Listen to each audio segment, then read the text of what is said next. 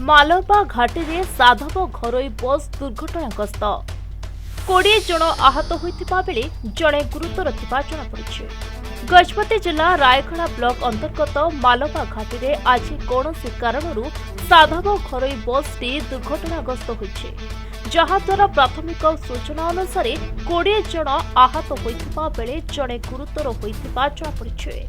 तेबे बसटी ब्रह्मपुर ठारू पारणाखेमुंडी अभिमुखे आसुथिबा बेले एही दुर्घटनाटी घटिछि।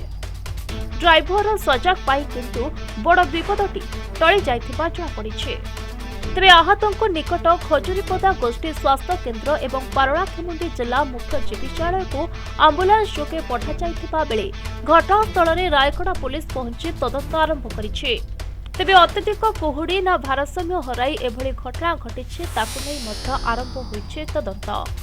गजपति जिल्लारू मुक्तिमंडप दर्शना रिपोर्ट प्रतिदिन देखि। बेक पिठी अंटा आंठू आदि समस्त दरजर एकमात्र तैल श्री संजीवनी पेन रिलीफ ऑयल।